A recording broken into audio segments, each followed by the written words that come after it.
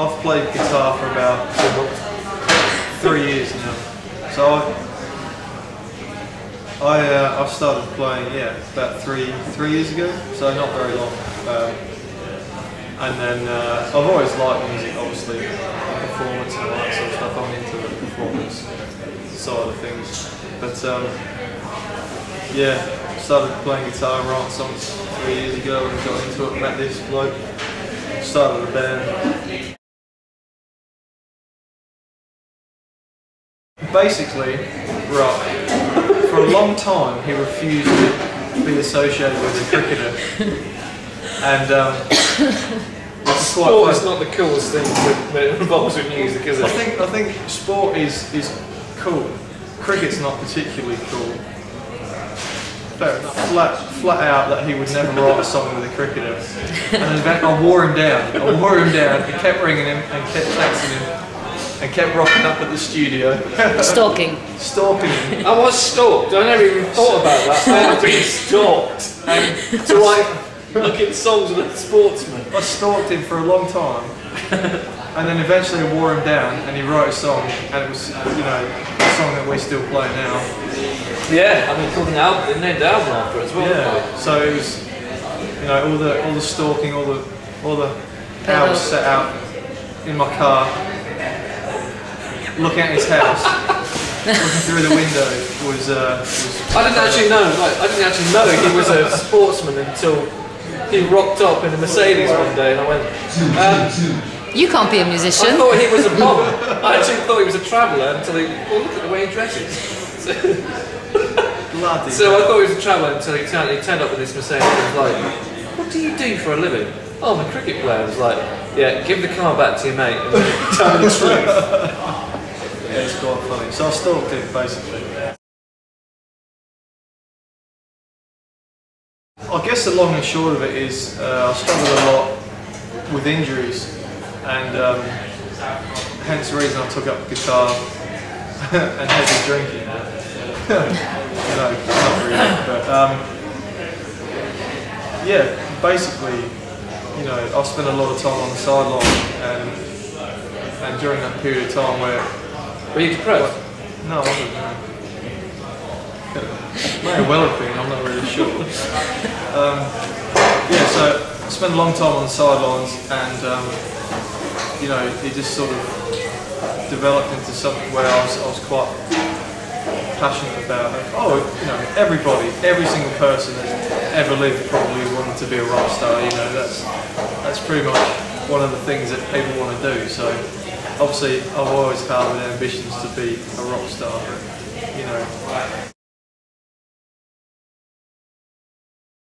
It's been an interesting transition. As your money runs out. And my bank balance keeps steadily going down. No, but it is totally different. In a way, it is similar.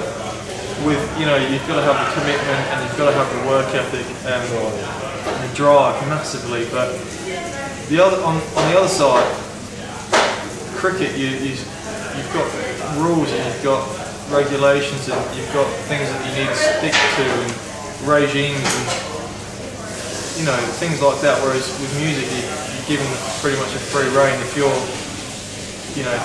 want to get drunk, you can get drunk. If you want to throw a tantrum, you throw a tantrum. You know, as this bloke is pretty sort of partial to. But you know, in ways it's really similar. In ways it's not. You know, you've always got somebody telling you what to do in cricket, and you sort of kept under a real tight leash, and you sort of really focused on.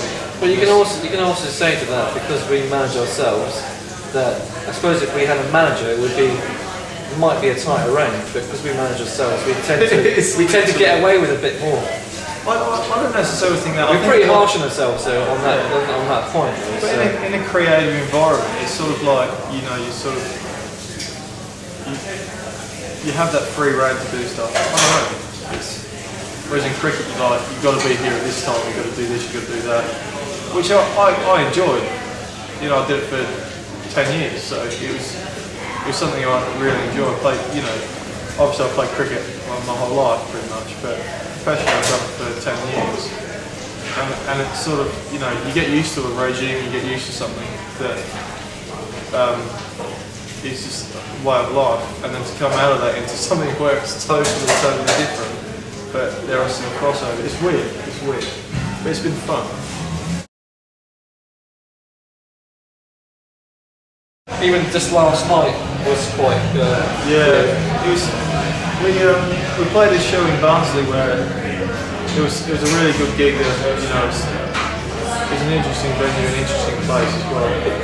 And some badger at the bar sort of he wandered over to us, sort of sat after our set and things like that. He came over and said, "You guys were fucking shite." And he said that about 10 times.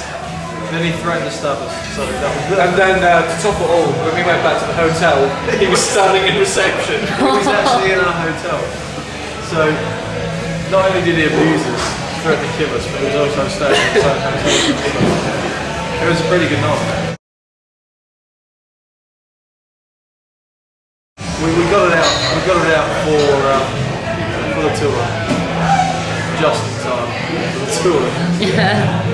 I stayed up all night. Where she spent? We spent to finish the album, ready for the tour. We spent ridiculous about 36 hours consecutively in the studio, like finishing the mixing. I went to sleep and all I could hear was the songs going over and over and over again. And he called me and I just went, "I'm not doing it anymore." And that was it.